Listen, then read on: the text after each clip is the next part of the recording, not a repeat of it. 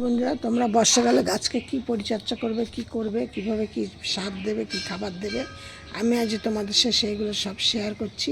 প্রথম কথা তোমাদের বলছি, চাল ধোয়া জলের সাথে এমন একটা জিনিস তোমরা দুটো জিনিস দিয়ে তোমরা গাছকে দাও, দেখবে তোমাদের একদম গাছ সতেজ তরতাজা এবং গাছের আশা করি কোনো পোকামাকড় কোনো কিছু থাকবে না টবের মাটিতে। আর তোমাদের কি গাছগুলো সব কেমন হয়ে যাচ্ছে? এটা কিন্তু একটাই কারণ হলো গাছের গোড়ায় জল বসা।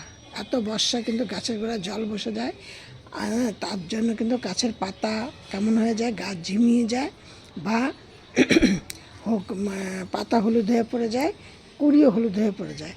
আবার কিন্তু দেখা যায় যে ফুলটাও ফুটলো ছোট, কিন্তু কেমন মানে রাত্রিবেলায় ফুটেছে, সকালবেলা এসে দেখছো গাছের গোড়ায় পড়ে গেছে। এরকম কিন্তু এই জন্য হয়।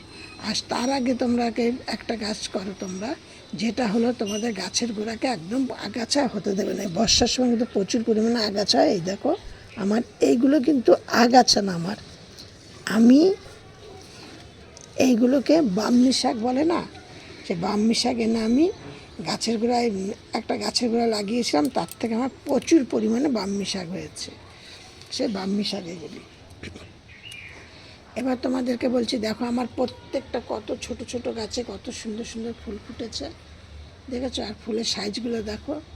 তোমাদেরকে আমি আজকে এমন একটা তরল সারের কথা তোমাদের সাথে শেয়ার করব, যে চাল ধোয়া জলের সাথে তোমরা এমন কোনো একটা দুটো জিনিস দাও, দিয়ে তোমরা গাছের গোড়ায় দাও, তোমাদের আশা করি তোমাদের সব রকম সমস্যা দূর হবে।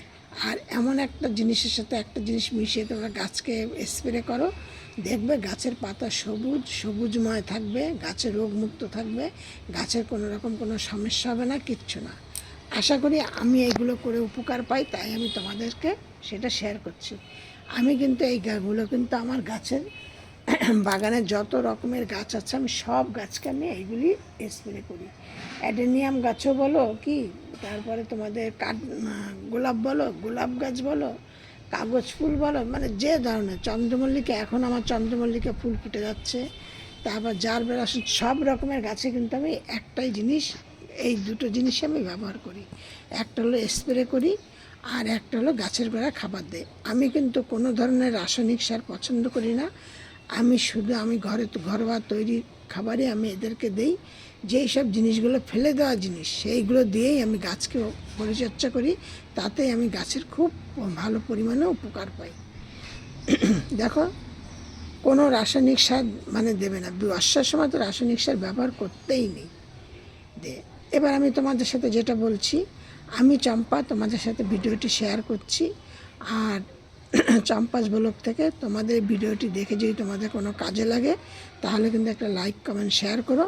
আর যদি তোমরা মনে করো যে না কাজে লাগবে না, তাহলে একটা লাইক করে কমেন্ট করে বলে দিও যে তা আপনার এই আমাদের কাজে লাগবে না, তাহলেও হবে। আর নতুন বন্ধুদের বলছি, একটা সাবস্ক্রাইব করে পাশের বেলটি বাজিয়ে অল করে রেখে দিও, তাহলে আমি প্রতিদিনকে 6:30 থেকে 7টার মধ্যে ভিডিও ছাড়ার সাথে সাথে তোমাদের মোবাইল স্ক্রিনে বা কম্পিউটার স্ক্রিনে যাতে নোটিফিকেশান পৌঁছিয়ে যায়। এবার আমি সবার প্রথমে আসি, গাছকে আমি গাছের গোড়াতে এইভাবে পরিষ্কার রাখবে, গাছের গোড়া কোনো রকম আগাছা হতে দেবে না। তারপরে এই বর্ষার সময় কিন্তু একদম আদর্শ সময় গাছের ডাল লাগানো। গাছের ডাল লাগালে কিন্তু তোমরা খুব অতি সহজেই তোমরা একদম গাছ তৈরি করতে পারবে। এই দেখো, আমি তোমাদের সাথে যেটা শেয়ার করছি, এই যে দেখেছ, এই যে লাগিয়েছি, এই যে এইটা কিন্তু হয়ে গেছে, যে পাঁচ দিয়ে দেখেছ, আর এটা তো হয়েই গেছে, এই যে কুড়ি চলে এসছে। একদম একটা আদর্শ সময়, তোমরা এই সময় কিন্তু গাছকে, জবা ফুল গাছ কেন, যে কোনো গাছই কিন্তু তোমরা এই সময় লাগালে পরে তোমাদের গাছ কিন্তু হয়ে যাবে। এবার আসি তোমাদেরকে, যেটা গাছ কিন্তু এই যে পাতা হলুদ, কুড়ি হলুদ, ফুল ফুটছে তা ছোট, হলুদ হয়ে পড়ে যাচ্ছে, এইগুলো কিন্তু সব কিছু কিন্তু জলের জন্য।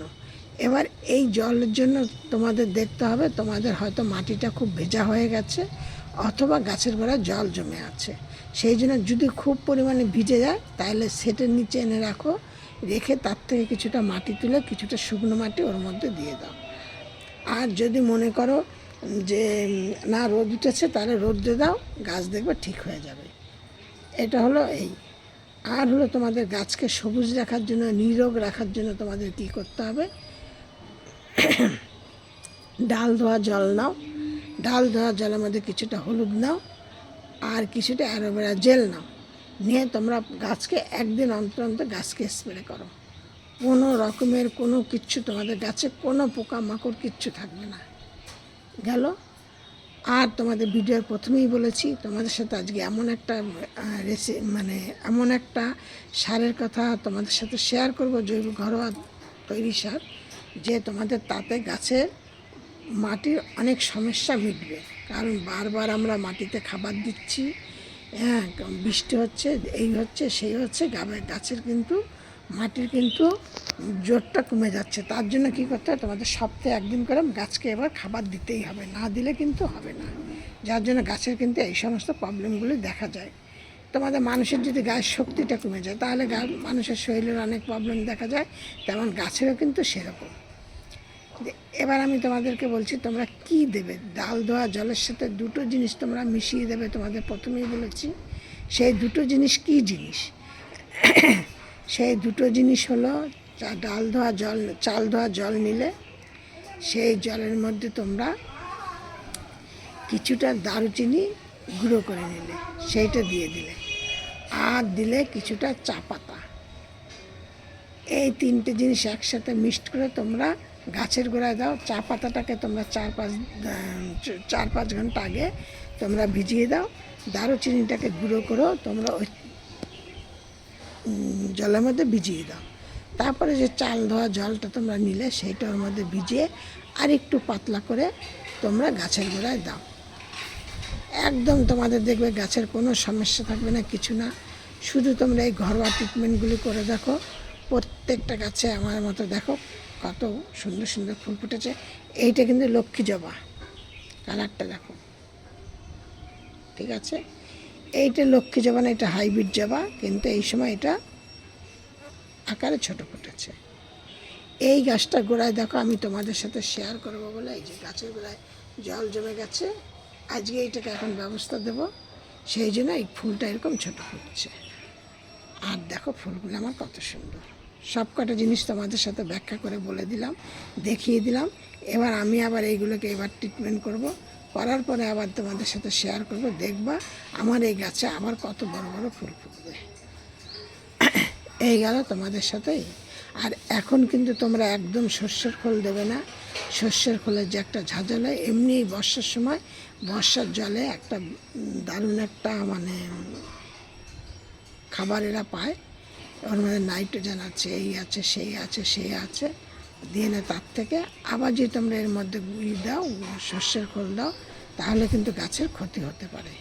এখন একদম না, এখন একদম ঘরোয়া এইরকম খাবারগুলি তোমরা ব্যবহার করো, তোমরা দাও, দেখবা গাছের প্রচুর পরিমাণে তোমরা উপকার পাবে। এই ছিল আমার ভিডিওটি ভালো লাগলে একটা লাইক কমেন্ট করো, আর সবার মধ্যে একটু ছড়িয়ে দিল আর শেয়ার করে। আর সব ভিডিও আমার তোমার তোমরা সব ভালো থাকো, সুস্থ থাকো। নেক্সট ভিডিও আবার অন্য কিছু।